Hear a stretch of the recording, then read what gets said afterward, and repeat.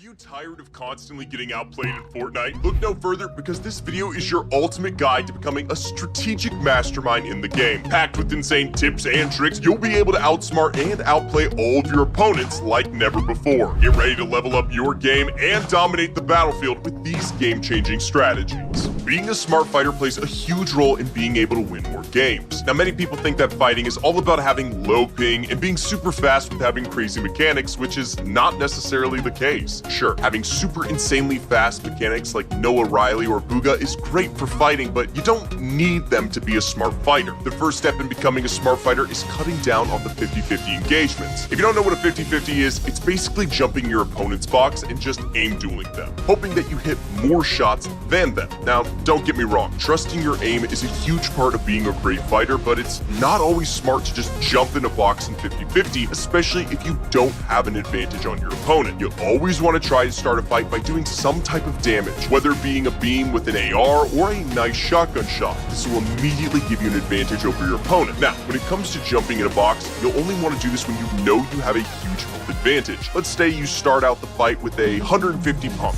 Then you can jump in the box because you know how much of an advantage you have. Another part of being a smart fighter is being patient. A ton of people lose fights because they're very impatient and take bad shots and bad peeks, causing them to take damage that they shouldn't have. Now, while pressuring boxes, you want to do things like pickaxe once and then hold your shotgun out to see if your opponent will edit out, allowing you to get an easy pre-fire. You never want to continue to pickaxe a wall without stopping, because this gives your opponent an easy chance to pre-fire you. On the other hand, if you're getting pushed by a very aggressive player, you always want to box up with either brick or metal and have a cone in your box at all times. This allows you to edit the cone towards your opponent if they take your wall, allowing you to block a shot and edit out the side to go for return damage with a pump or just make a new box. While playing patient may seem like you're scared, this makes your opponent get impatient and they'll do things like pickaxing your wall without any protection, allowing you to get an easy pre-fire or insta-edit with a right-hand peek, such as a far window edit or a peanut butter edit, giving you easy damage on your opponent and giving you the advantage in the fight. One skill that many people don't have, which is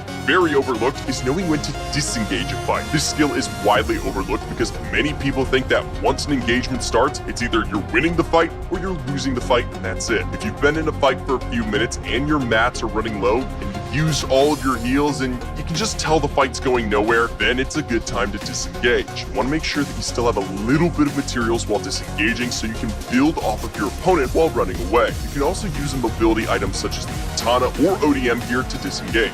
Imagine being a Fortnite champion, making incredible moves that leave your opponent stunned. That could be you with ProGuides.com. We offer access to exclusive courses, insider tactics used by pros, and the opportunity to learn from your favorite players in our boot camps. For a limited time, we're also offering 10% off on our pro coaching program for one-on-one lessons. Don't miss out and click on the link and join ProGuides.com today.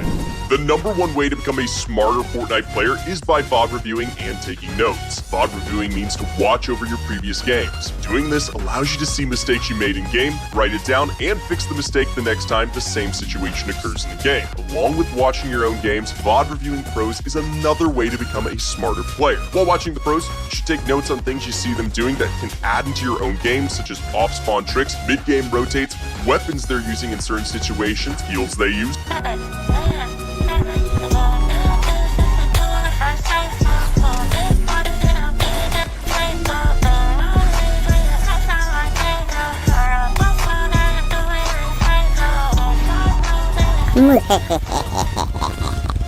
Fighting techniques, decision-making, and endgame rotates. When you watch a pro play, you can ask yourself things like, what would I have done in that situation? Or what did he do differently that I should add into my game? Once you get put in these same situations while playing, you'll know exactly what to do, and you'll be able to make smarter decisions to win the game. A huge part of becoming a smarter player and winning more games is knowing your drop spot like the back of your hand and knowing how to play off spawn. Being smart off spawn and knowing your drop spot is what determines the rest of your games. Now, no matter where your drop spot is, you're going to need to know the best way to land there and the quickest way to loot it so that you can always have the advantage over anyone anyone else who lands there. Now, just because other people land with you doesn't mean that you have to fight them. A common mistake that people make is starting engagements for no reason, especially when you don't have the advantage in the situation. While you're landing, you'll need to make sure you keep an eye out to see where the people near you are landing so that you're always aware and don't get caught off guard. As soon as you land, you're going to want to loot as fast as possible while farming materials at the same time. The most common way people lose off-spawn fights is by having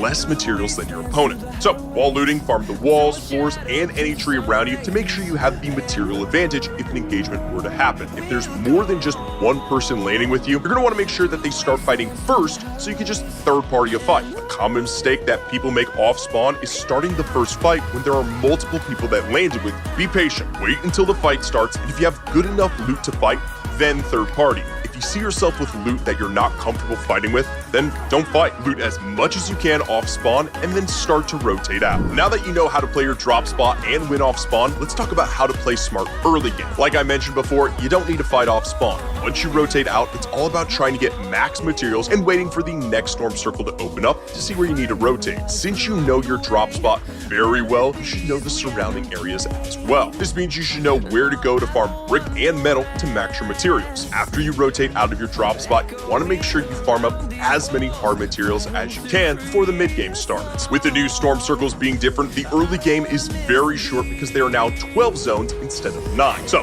after you get done farming, it's time to start the mid game after the third zone closes. The mid game is all about positioning yourself. You want to try to put yourself into an elevated and protected place before the end game starts. While the third zone is closing, you're going to want to start making your way towards the center of zone. Since there are now 12 zones, you may have to constantly change your positioning after boxing up to put yourself in a new spot once the new circle is shown. This is why you want to prioritize things like bushes, because you don't have to spend any materials boxing up on buildings so you can refarm, or boxing up on things like rocks so you can build a brick box to get your materials back. Whenever you're rotating mid-game, you want to be rotating on the dead side of the zone to avoid any engagements that you don't want to take. The dead side is the side of the zone that has the least amount of players, therefore it is the safest. For example, if the zone pulls far north, then everyone to the south has to rotate in, meaning the north side will be the dead side of the zone. Position yourself on the dead side of zone to make sure you have an advantage when the end game starts. How about a unique opportunity to get a shout out in a Pro Guides video?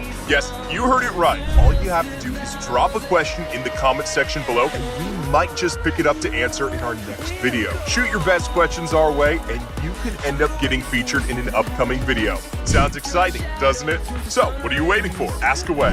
Endgame now officially starts at around Zone 8. Zone 8 is the new half and half zone, which means that half of the zone is in the storm and half of it is out. There's no way to make sure that you get Zone 8, so if you're unlucky and you don't have it, then you're going to need to make sure you make a smart rotate. If you have mobility items, such as the katana or ODM gear, you can use them to rotate dead side into Zone 8. Without any mobility items, you're going to have to wait until people around you rotate first, and then you rotate dead side as well. Zones 9 through 12 are all moving zones. The key to moving zones is you're going to always want to stay towards the front of them to make sure you don't fall behind and get stuck at the back. Use your mobility items to get to the front, then start looking back for kills. Once the new zone pops, do the same thing and get to the front of the zone and tarp until you're fully in the zone. Once you have around 200 materials, it's time to look for a kill to get more mats. You're going to want to look for someone who's healing or someone who does not have too much health and make a play to secure the elimination and get enough materials to win the game.